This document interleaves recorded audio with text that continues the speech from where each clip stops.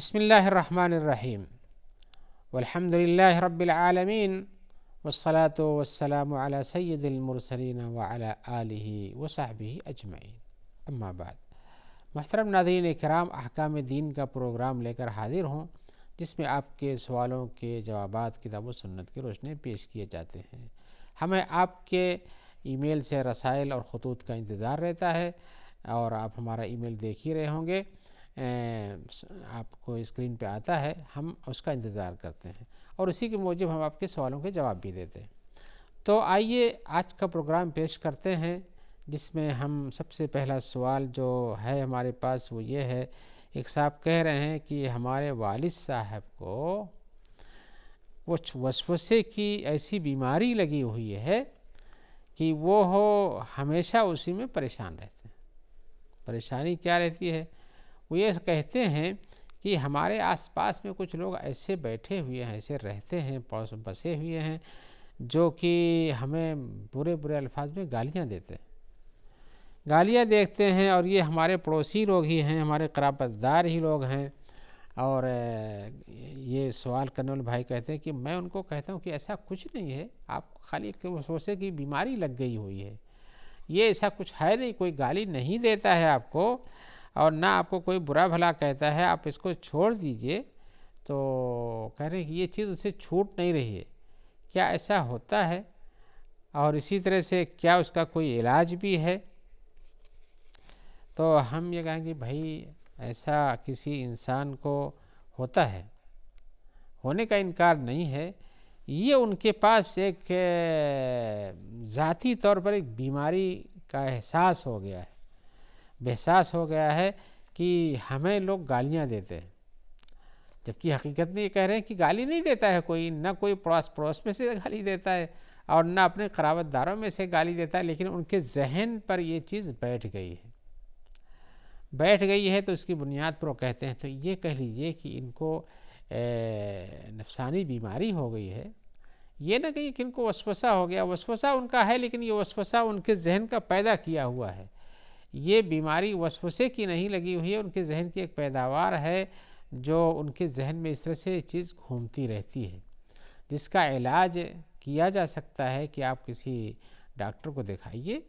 اور ان کو صورتحال بیان کیجئے، ان کے ساتھ وہ کچھ دوا دے سکتا ہے، جو ان کو کسی طرح سے آپ کھانے اور پانی ملا کے بھی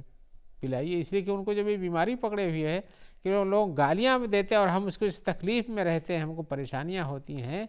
تو یہ وسوسہ ان کا جو ایک نفسانی بیماری ہے، یہ دواؤں کے ذریعے سے ختم کیا جا سکتا ہے، ذہن میں سکون پیدا کیا جا سکتا ہے، اور اسی طرح سے ان کے اس تکلیف کو ہٹایا جا سکتا ہے۔ ظاہر بات ہے، آپ والد ہیں، آپ کو ان کی یہ کیفیت دیکھ کر پسند نہیں آتی ہے، لہذا آپ ان سے خوش رہیں، ان کے ساتھ خوشی سے ملیں، اور ان کو ہر حال میں اس بیماری کو کے بارے میں کہیں کہ آپ کو ایسا کچھ وسوسہ نہیں ہونا، جیسا کوئی نہیں کرتا ہے، اور ہم آپ کا علاج کریں گے، اور اگر علاج کے لیے راضی نہ ہوں تب بھی آپ کسی طرح سے ڈاکٹر سے علاج لے کر ان کا علاج کیجیے۔ ایسا نہیں ہے کہ ہر کوئی گالی دیتا ہے، لیکن ذہن میں جب کسی بات بیٹھ جاتی ہے تو ہر دم وہی سمجھ میں آتی ہے۔ لوگ کہتے ہیں نا کہ جب آدمی سونے سے پہلے کسی چیز کا تصور کیے ہوئے رہتا ہے بار بار، یا دن بھر کا وہی کاروبار رہتا ہے، تو وہ چیز اس کو نظر آتی ہے، سونے پر بھی نظر آتی ہے، اور خاص طور سے پہلی نیند میں۔ اور ہم نے اس قسم کے واقعات لوگوں کے سنے ہوئے ہیں اپنے، کہ سوتے ہیں تو کچھ ایسے کرتے رہتے ہیں، وہ چیز کیا رہتی ہے؟ دن بھر کام کے رہتے ہیں، اپنے ساتھی کو ڈانٹتے رہتے ہیں، کبھی اس کو حکم دیتے رہتے ہیں، ایسی چیزیں ان کے یہاں سے نکلتی رہتی ہیں۔ تو ایسا انسان پر دن بھر کے کام کا بوجھ ہوتا ہے، اور اس کی تکلیف ہوتی ہوگی ان کو۔ ایسے آپ کے والد صاحب کو جو ایک احساس ہے کہ ہم کو لوگ گالی دیتے ہیں، حالانکہ وہ سنتے نہیں، لیکن کہتے گالی دیتے ہیں، تو اس احساس کو ملانے کی کوشش کیجیے، اور دواؤں کے ذریعے سے ان کے دماغ کو تھوڑا ٹھنڈا اور سکون میں رکھنے کی کوشش کیجیے، ڈاکٹرز کے مشورے سے کام کیجیے۔ آئیے ہمارے پاس ایک سوال دوسرا ہے، وہ بہت ہی اہم ہے، اور ہمارے بھائی پوچھتے ہیں کہ انسان کے پاس کتنی ساری خواہشات ہیں، اور عام طور سے یہ خواہشات بری چیزوں کے لیے پائی جاتی ہیں،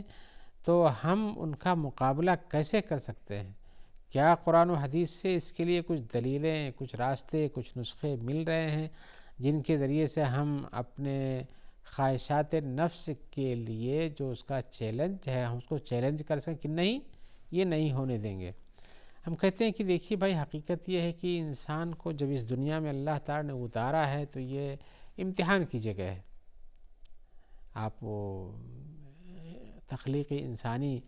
کے اسباب اور اس کے وسائل، ان کی زندگی گزارنے کے راستوں کو دیکھیے تو پتہ چلے گا کہ امتحان کا وقت ہے، اور یہاں انسان کو آزمایا جاتا ہے، اور آزما کر کے یہ دیکھا جاتا ہے کہ ایسی صورتحال میں آپ کیا کیا کر سکتے ہیں۔ اس لیے کہ آپ کے سامنے ایک دستور موجود ہے، اس دستور کے مطابق چلتے ہیں یا کہ آپ بھٹک جاتے ہیں، اور بھٹک جائیں گے تو شیطان کے راستے پہ آ سکتے ہیں، اور یہ چیز آزمائش کی پائی جاتی ہے۔ حضرت آدم کو آزمایا گیا، ان کے بیٹوں کو آزمایا گیا، ان کی ضروریت کو آزمایا جاتا ہے، اور خیر کے ساتھ شر بھی سامنے آتا ہے، اور کبھی شر کے ساتھ خیر کا پہلو رہتا ہے لیکن آدمی چھوڑ دیتا ہے اس کو۔ تو اس قسم کی خواہشات نفس کی بہت ساری چیزیں پائی جاتی ہیں، لیکن یہاں ہم اس کے بیان کے بیان تفصیل میں جانے کی ضرورت ہے۔ ان میں سے کچھ چیزوں کی خواہشات ہوتی شہوتوں کے حساب سے، مثال کے طور پر مان لیجئے کہ ہمیں اپنی یہ شہوت پوری کرنی ہے، تو یہ شہوت پوری کرنے کے لیے غلط راستے پکڑتا ہے۔ اس کی وجہ یہ ہے کہ انسان کی فطرت میں کچھ ایسے ہارمونز، ایسی چیزیں پائی جاتی ہیں جس کی بنیاد پر اسے اپنی اس شہوت کی پوری کرنے کے لیے اس کے اندر دوائی اور اسباب پیدا ہوتے ہیں، اور ان کی چاہت ہوتی ہے، اس کے ذریعے پورا کرنے کی کوشش کرتا ہے۔ تو چلیے ہم نے بتایا کہ یہ فطرت میں داخل ہے، لیکن کیا ضروری ہے کہ سارے لوگ یہ ایسے ہو جاتے ہیں؟ ایسا نہیں ہے۔ بہت سے لوگوں کو آپ دیکھتے ہیں کنٹرول کرتے ہیں، سیدھے راستے پر رہتے ہیں، غلط چیزوں سے بچتے ہیں۔ تو اس پر کنٹرول کرنے کا طریقہ کیا ہے،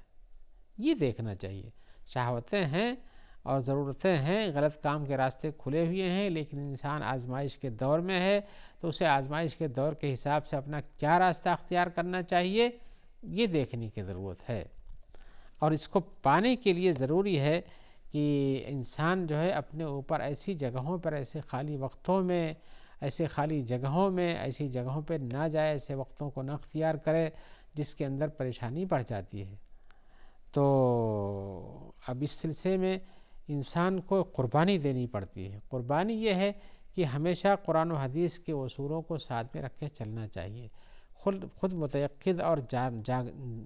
جاگروک ہونا چاہیے۔ ایسا نہ ہو کہ انسان سویا ہوا ہو، چیز اس پر آ جاتی، اس کے بعد بھی پتہ نہ چلتا ہو۔ انسان تو عقل مند کو کہتے ہیں، جو انسان عقل مند نہ رہ جائے، پاگل ہو جائے، وہ دیکھنے میں تو انسان ہے لیکن انسان کے درجے کو نہیں پہنچتا ہے وہ، اسی لیے اس پر امتحان بھی نہیں ہے اور اس کے اوپر کوئی مواخذہ بھی نہیں ہے، یہ تو مرفوع القلم ہو جاتا ہے۔ تو سب سے پہلے یہ ہے کہ انسان کو اپنی شہوتوں کو پوری کرنے یا غلط راستوں کو پکڑنے کے لیے ایک خاص طور سے یہ اختیار کرنا چاہیے کہ جو اس کے خالی وقت ہوتے ہیں ان کو بھر کے رکھے، اور زندگی میں بیکاری یا بے مقصد زندگی نہ گزارے۔ آپ اگر اس بات پہ دھیان دیں گے تو آپ کو اندازہ ہوگا کہ بیکاری انسان کو برباد کر دیتی ہے، اور زندگی بلا ہدف اور مقصد کی جو گزاری جاتی ہے اس میں انسان بھی برباد ہو جاتا ہے۔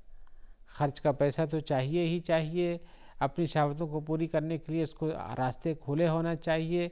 لیکن جب بیکاری کا وقت نہیں رہے گا یا بے مقصد زندگی نہیں گزارے گا تو اس کو اپنے کام میں لگا رہے گا۔ اس لیے کہ پوری زندگی تو کام کی زندگی ہے، بیکار کی زندگی نہیں ہے۔ جب کام میں لگا رہے گا تو خالی وقت اس کے پاس ہوگا ہی نہیں، تو غلط راستوں کی طرف جائے ہی گا کو۔ لہذا اپنی شہوتوں پر کنٹرول کے لیے اور غلط راستوں سے بچنے کے لیے ایک تو بہت بڑا ذریعہ یہ ہے کہ آپ اپنا خالی وقت نہ رکھیں۔ آپ کی ٹائمنگ ہونی چاہیے، فجر کی نماز پڑھیں، اس کے بعد تلاوت کریں، اس کے بعد یہ کریں، پھر ناشتہ کریں، یا اس پہ نہائیں، ناشتہ کریں، پھر ڈیوٹی پہ جائیں، کوئی کام آپ کا ہو، دکان ہو آپ کی، یا کوئی بھی راستہ ہو، ٹیچر ہوں یا کسی جگہ کام کرنے والے، وہاں جائیں، وہاں ڈیوٹی میں انہماک رکھیں، کام کریں، واپس آئیں، کھائیں پئیں، کچھ اور کرنا چاہتے ہیں بیدار یا سو جائیں، پھر اس کے بعد اپنا عصر کے بعد بھی خالی وقت ہے تو اس کو بھی کام میں لگانے کی کوشش کیجیے، کچھ سیکھیے، کچھ پڑھیے، کچھ محنت کیجیے یا کہیں کام کیجیے، اس طرح سے پھر اٹھیے اور نماز پڑھیے، نماز پڑھنے کے بعد سونے کا وقت آتا تو سو جائیے۔ تو اس طرح سے، لیکن جب انسان کے پاس صبح سے دوپہر تک خالی وقت ہے تو مان لیجیے سو لیتا ہے تو رات کو جاگ کے شیطانی کرتا ہے، لہذا خالی وقتوں پر کنٹرول کرنا یہ انسان کو غلط راستوں سے بچانے کا ایک بہت بڑا ذریعہ ہے اور اس پر دھیان دینا چاہیے. اسی لیے کچھ لوگ جب کام میں لگے رہتے ہیں تو کہتے ہیں کہ کام میں لگا ہوا تھا، کیسے وقت گزر گیا پتہ ہی نہیں چلا. لیکن جن کے پاس کام نہیں ہوتا ان کا وقت ہی نہیں کٹتا ہے، ان کا وقت ہی نہیں کٹتا ہے، تو وقت نہیں کٹتا ہے تو فضول چیزوں میں وقت گنواتے ہیں، ایسی چیزوں میں وقت گنواتے ہیں جو غلط راستے کی طرف لے جاتی ہیں، خالی وقتوں کو اور بربادی کی طرف پہنچا دیتی ہیں. اور اسی طرح سے آدمی کو اپنے بارے میں بھی سوچنا چاہیے کہ ہم کیا ہیں، ہم کیا کر سکتے ہیں اور کیا کیا نہیں کر سکتے ہیں. تو جو آدمی جن کاموں کو کرنے کے لائق ہو اپنی زندگی میں، ان کو اپنا نصب العین بنانا چاہیے، اپنا مقصد بنانا چاہیے، اپنا نشانہ اس پر مرتب کرنا چاہیے، پھر اس کے پیچھے کام کرنا چاہیے. کیسے کہ ایک بلڈنگ کھڑی کرنے کے لیے انسان بنیاد سے بھرتے ہوئے کیسی کیسی تدبیریں کرتے اس کو کھڑی کرتا ہے. آپ کی زندگی بھی ایک بلڈنگ کی طرح سے کھڑی ہو کے نظر آنی چاہیے کہ ہاں یہ فلاں آدمی ہے اور فلاں آدمی کا کام ہے. لیکن جسے اپنی بلڈنگ بنانے یا اپنی زندگی بنانے کی فکر نہ ہو، وہ ایسے ہی وقتوں کو برباد کر دیتا ہے. لہذا اپنی زندگی کا بھی ہدف متعین کیجیے، اپنے خالی وقتوں کو بیکار نہ جانے دیجیے. اور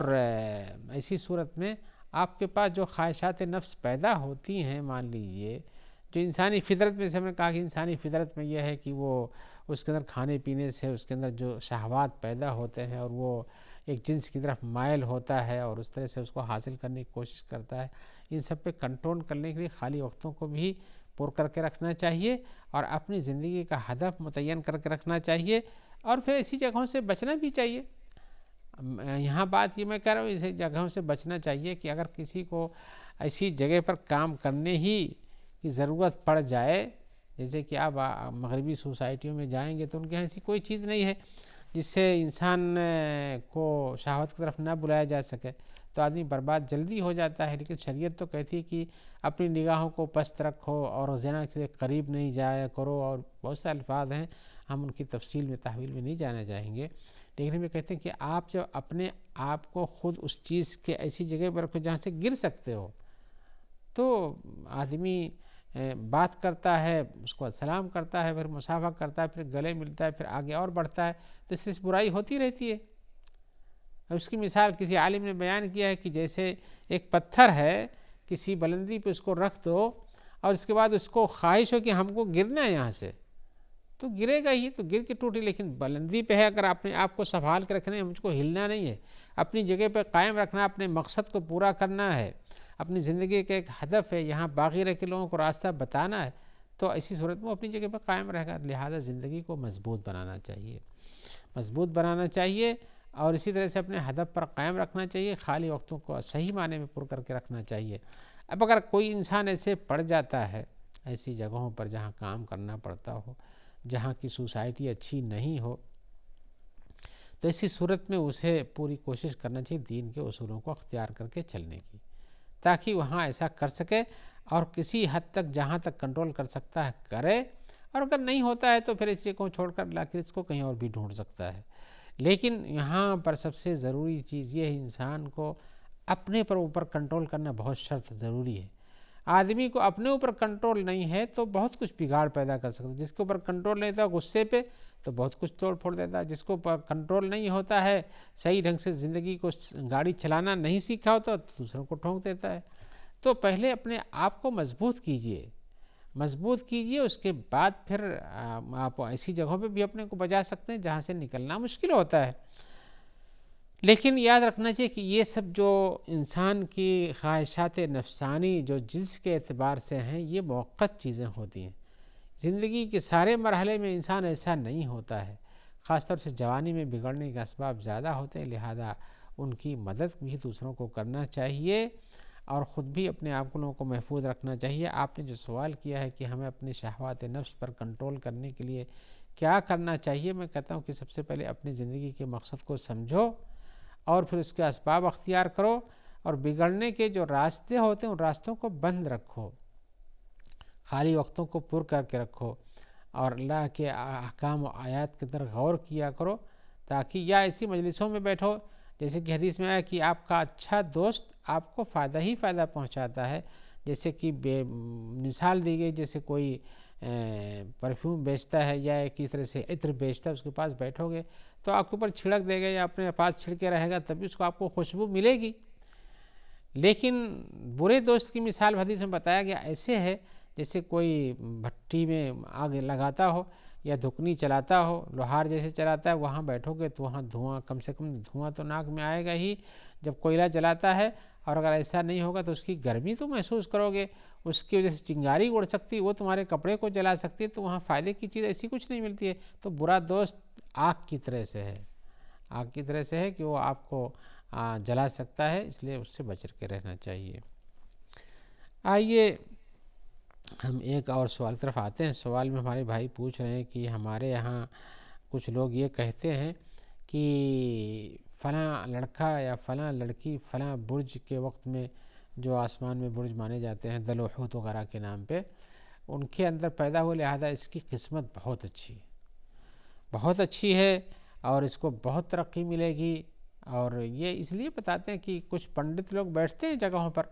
یا کہ کچھ ہوتے ہیں. اب تو یہ سلسلہ پنڈتوں کی ہی نہیں بلکہ ٹیلی ویژنوں پہ بھی چلنا شروع ہو گیا ہے کہیں کہیں کہ آپ بتائیے آپ کا نام، ماں کا نام، کس وقت پیدا ہوئے تھے، یہ سب پتہ کر لیجیے، پھر آپ کی قسمت بتانا شروع کر دیتے ہیں. یہ پوچھ رہے کیا اس طرح سے کرنا درست ہے؟ تو ہم کہتے ہیں کہ نہیں ہے، شریعت میں اس کو منع کیا گیا ہے. رسول اللہ کی حدیث ہے کہ کسی نے علم نجوم میں سے کچھ حاصل کیا یا تو گویا کہ اس نے جادو کا ایک اور شعبہ اپنے پاس بڑھا لیا ہے. لہذا ان سب چیزوں سے پرہیز کرنا چاہیے. یہ سب چیزیں کچھ بھی نہیں ہیں، جو اللہ نے رکھا وہی ہوتا ہے. اور بقیہ یہ لوگ کمائی کا ایک ذریعہ بناتے ہیں، ان کے پاس جھوٹ زیادہ، سچائی کم ہوتی ہے. اور شیطان کبھی کی سچائی کی باتیں سن تو پہنچا دیتا ہے، ورنہ عام طور سب جھوٹ ہی جھوٹ ہوتا ہے. لہذا اس سے بچنے کی کوشش کی، یہ کچھ بھی نہیں ہے. اللہ تعالیٰ ہمیں توفیق دے کہ ہم اچھے کاموں کو کریں، برائیوں سے بچیں.